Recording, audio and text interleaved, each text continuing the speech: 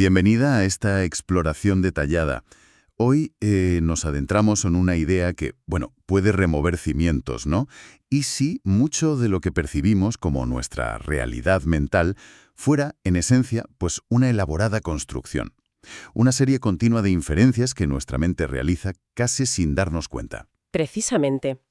Las fuentes que manejamos hoy, que vienen de la filosofía, la psicología, incluso enfoques corporales, nos invitan a cuestionar la naturaleza misma de cómo experimentamos el mundo.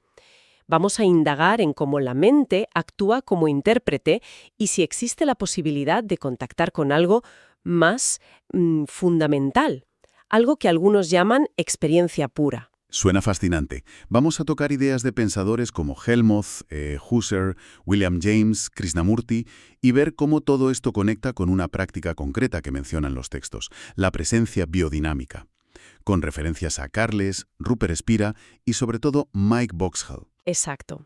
El propósito de esta inmersión es, desentrañar un poco ese mecanismo constructor de la mente y explorar qué implicaría intentar ir más allá de esas construcciones habituales.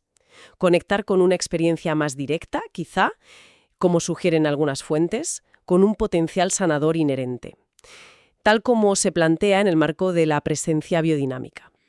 Pues suena a un viaje intelectualmente estimulante, sí. Empecemos por el principio. La idea de que nuestra mente no es una simple ventana a la realidad. ¿Cómo argumentan esto las fuentes? Correcto. La visión que emerge de estos textos y que se apoya en figuras como Helmholtz ya desde el siglo XIX es que la percepción no es un registro pasivo, para nada. Es fundamentalmente un proceso inferencial y constructivo. Helmholtz hablaba de inferencias inconscientes, es decir, nuestro cerebro recibe datos sensoriales limitados, ambiguos, y activamente construye la mejor hipótesis posible sobre qué hay ahí fuera. O sea que no es que veamos el mundo directamente, No.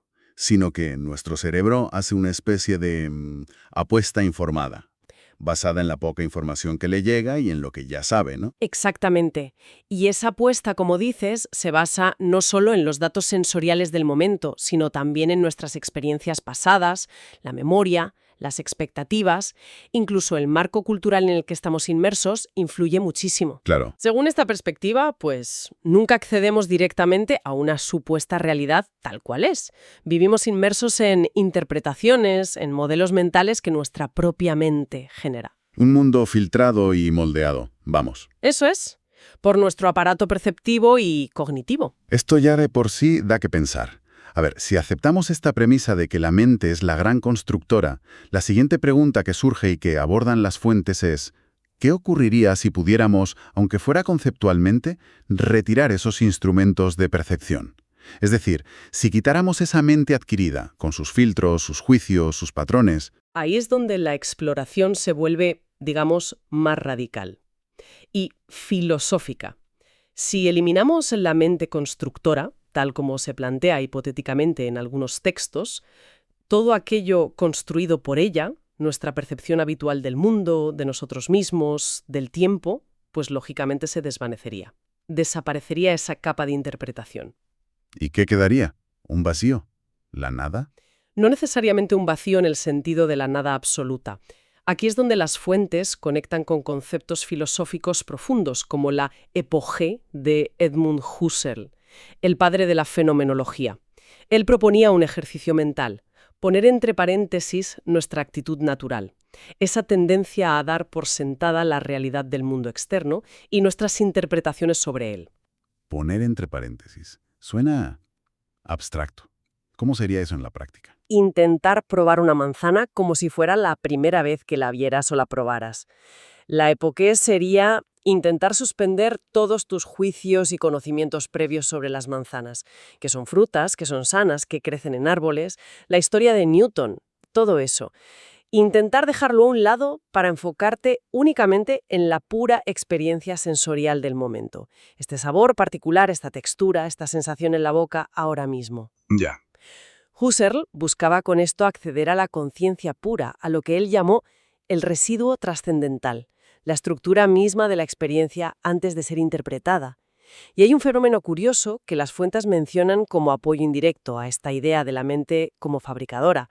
Son los experimentos de privación sensorial. Ah, sí. He oído hablar de ellos. Claro, cuando se reduce drásticamente la entrada de estímulos externos, luz, sonido, tacto, la mente no se apaga. Al contrario, a menudo empieza a generar sus propias experiencias, visiones, sonidos, pensamientos extraños, casi como si, al faltarle material externo, empezara a proyectar su propio contenido interno. Evidenciando su naturaleza constructiva, ¿no? Justo, su naturaleza fabricadora inherente. Entendido. Entonces, si logramos hipotéticamente, mediante ese epoqueo o por otras vías, aquietar esa mente constructora y sus interpretaciones, ¿qué es eso que queda? ¿Ese residuo o esa base? Las fuentes lo denominan de diversas maneras, pero apuntan a lo mismo, la pura experiencia. Mencionan que William James, otro gigante de la psicología y la filosofía, hablaba de experiencia pura. Husserl, como decíamos, de conciencia pura. Y es crucial entender que no se refieren a un objeto mental concreto, no es un pensamiento, ni una emoción, ni una imagen específica. Sino es un contenido. ¿Qué es entonces? Se describe más bien como el campo mismo, el espacio fundamental, la conciencia subyacente en la cual toda experiencia, pensamientos, sensaciones, percepciones, aparece y es conocida. Es como la condición de posibilidad para que cualquier contenido mental pueda surgir y ser registrado. A veces se usa la metáfora del lienzo, ¿no? Sobre el que se pintan todos los cuadros de la experiencia. Es una analogía útil, sí. Siempre que no pensemos en el lienzo como algo separado de las pinturas, quizás es más como la pantalla en la que aparecen todas las imágenes. La pantalla misma no es ninguna de las imágenes, pero las hace posibles. Rupert Spira, cuyas ideas aparecen en los textos, lo describe de forma muy directa, muy experiencial. Es simplemente ser consciente de ser consciente. Ser consciente de ser consciente. Sí. Es la cualidad básica de ser consciente, que está presente siempre antes de que la identifiquemos con un objeto o un pensamiento particular. Y Spira subraya algo importante que recogen las fuentes. Esta conciencia pura no es algo que se alcanza o se logra a través de esfuerzo o técnica. Es nuestra naturaleza esencial. Siempre presente, aquí y ahora. Aunque habitualmente esté velada o oscurecida por el ruido de la actividad mental constante, por nuestra identificación con los contenidos de la experiencia. Esto conecta entonces con la idea de Krishnamurti, también citado, sobre que el observador es lo observado. Siempre me ha parecido una frase, tremendamente enigmática. ¿Cómo la interpretan las fuentes en este contexto? Pues la utilizan para señalar un estado o una percepción donde la división habitual que hacemos entre un yo, el sujeto, el observador, que percibe, y un algo, el objeto, lo observado, se disuelve. Esa dualidad fundamental que estructura nuestra experiencia cotidiana se revela como una construcción mental más. ¿Y qué hay en lugar de esa dualidad? ¿Qué queda si se disuelve? Según esa visión, simplemente hay experiencia, pura, unificada. No yo estoy viendo el árbol, sino simplemente viendo árbol, como un único campo de experiencia. Desaparece la sensación de un yo separado que está teniendo la experiencia, interpretándola, juzgándola. Es un contacto más directo, entonces. Mucho más directo, sin el filtro del pensamiento conceptual y la autorreferencia constante. Imagina mirar una flor. Normalmente está quien mira y la flor mirada. Krishnamurti apunta a un estado donde esa separación se borra. No hay tú mirando a la flor, sino simplemente la experiencia unificada de florecer, ver. De acuerdo, vale. Tenemos esta base conceptual, la mente como constructora de inferencias y la posibilidad, al menos teórica, de acceder a una experiencia pura, subyacente, no dual. Y aquí es donde las fuentes introducen la presencia biodinámica. ¿Cómo encara esta práctica en todo este esquema? Bueno, pues se presenta, según leemos en los materiales de Carles y Vauxhall, como un enfoque práctico que intenta deliberadamente cultivar la capacidad de operar desde esa experiencia más fundamental, trascendiendo el nivel habitual de las inferencias mentales. Su herramienta clave es lo que denominan una escucha profunda. Escucha profunda. ¿Suena? Más allá de simplemente oír, claro. ¿Qué implica exactamente, según estos textos? La definen como una forma de recibir lo que se me muestra en todos los sentidos, sin interpretar, sin juicio, sin saber lo que está ocurriendo.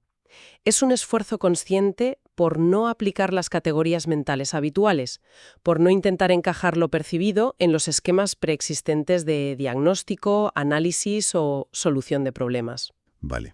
Es una apertura a radicar a la experiencia, tal como se presenta, momento a momento. Eso suena, bueno, increíblemente difícil. Nuestra mente está como cableada para interpretar y dar sentido constantemente, ¿no? Totalmente. ¿Implica entonces una especie de pasividad total por parte del practicante? No exactamente pasividad. Las fuentes describen que el practicante cultiva activamente un estado interno de quietud, orientación y escucha. Es un estado de presencia muy atento, pero que no opera desde el nivel inferencial de la mente analítica. Se busca operar desde un lugar diferente, un lugar que Mike Boxhall llama quietud dinámica. Quietud dinámica. Otra expresión que parece una contradicción en sí misma. Antes de meternos ahí, ¿hay características más concretas de esa escucha profunda que describan las fuentes? Para entenderla mejor. Sí, claro. Se destacan varios aspectos clave que la definen. A ver, primero, presencia sin contenido. Esto significa que el practicante no está buscando activamente información específica, no intenta diagnosticar mentalmente ni encontrar lo que está mal. El foco está en mantener una presencia abierta, receptiva, como un espacio neutral que permite que emerja lo que necesita ser expresado o reorganizado desde el sistema del otro o el propio. No hay una agenda predefinida. Entiendo. Es como llegar sin un mapa mental previo, sin ideas preconcebidas. Exacto. Segundo, escucha corporal. Se da un gran énfasis a la idea de que el cuerpo tiene un lenguaje sin palabras. La escucha profunda implica sintonizar directamente con las expresiones de este lenguaje. Los ritmos sutiles del cuerpo, como los movimientos fluidos o las mareas craneales que describen, las vibraciones, las cualidades tisulares, los patrones de tensión o quietud. Es una percepción directa, sentida, más que una interpretación conceptual. Casi como sentir las microcorrientes de la vida, ¿sabes? Ya. Más allá de lo que la mente puede etiquetar fácilmente, supongo. Precisamente. Tercero, neutralidad activa. Se requiere una neutralidad, pero ojo, no entendida como indiferencia o desconexión. Al contrario. Es una presencia muy activa, completamente disponible y atenta, pero sin una intención de dirigir, corregir, cambiar o incluso ayudar desde una perspectiva mental. Es un estar plenamente presente para lo que surja, sin interferir con el proceso inherente. Entiendo. ¿Y la cuarta clave que mencionan? Es la confianza en la sabiduría inherente. Este enfoque se sustenta en una confianza profunda en que el organismo vivo posee una inteligencia intrínseca, una capacidad natural de autorregulación y sanación. Se parte de la premisa de que el cuerpo sabe el camino. Si se confía en esta inteligencia organísmica, la necesidad de imponer soluciones o interpretaciones mentales desde fuera disminuye radicalmente. Vale. La tarea es escuchar y facilitar que esa inteligencia se exprese. Comprendido. Volvamos entonces a esa quietud dinámica. ¿Cómo puede algo ser quieto y dinámico a la vez? Suena a física cuántica casi, como decía antes. Es un concepto central atribuido a Mike Boxhall. Sí, muy citado en estos textos. Y sí, es paradójico, claro. No se refiere a inmovilidad física o mental total. Es más bien una cualidad de la presencia. Una presencia tan estable, tan anclada en sí misma, que permite que todo el dinamismo de la vida, sensaciones, emociones, procesos fisiológicos, suceda a través de ella. Sin necesidad de reaccionar, modificar o intervenir desde el ego o la mente conceptual. Es un estado de ser consciente, profundamente presente, pero libre del impulso compulsivo de hacer algo. ¿Y cómo se relaciona esto con la idea de Krishnamurti del observador y lo observado? Las fuentes sugieren que en este estado de quietud dinámica, la sensación de separación entre el observador, el practicante, y lo observado, el proceso que se despliega en el otro o en uno mismo, tiende a atenuarse, o incluso a disolverse. Se entra en un campo de experiencia más unificado. Es un no hacer que, paradójicamente, se experimenta como una forma muy profunda de acción. Acción. Sí, pero no la acción del ego que manipula, sino la acción impersonal de la presencia consciente pura, que permite que la inteligencia inherente del sistema opere. Entendido. Y la conexión de todo este entramado conceptual y práctico con la sanación parece ser el núcleo de este enfoque biodinámico, ¿verdad? Totalmente. Hay una frase de Mike Boshall que las fuentes citan repetidamente y que encapsula esta visión de forma muy potente. Ser escuchado es ser sanado. Ser escuchado profundamente es ser sanado profundamente. La premisa central es que esta escucha profunda, al operar desde la quietud dinámica y trascender el nivel mental de las inferencias, accede o contacta más directamente con la pura experiencia. Y postulan que es en ese nivel de experiencia pura donde reside el potencial de sanación. Ahí mismo. Esa es la propuesta fundamental, sí, según se desprende de los textos. Al retirar o poner entre paréntesis los instrumentos habituales de la percepción mental, las interpretaciones, los diagnósticos basados en modelos, las expectativas, los juicios, lo que emerge o se revela es la experiencia directa de la vida expresándose a través del organismo, con su inteligencia inherente. Se confía en que en ese nivel fundamental preconceptual reside la capacidad natural del sistema para encontrar su propio equilibrio y resolución. Entonces, a diferencia de muchos enfoques terapéuticos, la presencia biodinámica no buscaría activamente arreglar un problema identificado mentalmente, ni aplicar técnicas basadas en un diagnóstico previo. La transformación o la sanación desde esta perspectiva no provendría de una intervención directiva, basada en inferencias mentales del tipo «esto está mal, hay que hacer esto otro». No. Vendría del simple pero radical acto de que la experiencia pura del organismo sea encontrada, escuchada, reconocida y sentida en su totalidad, sin los filtros y las distorsiones de la mente constructora. Es la paradoja que señalan. Exacto. Al eliminar todo lo que la mente añade a la experiencia, se permite que emerja la inteligencia curativa natural que siempre estuvo presente, pero quizás oculta o inhibida por nuestras propias construcciones mentales.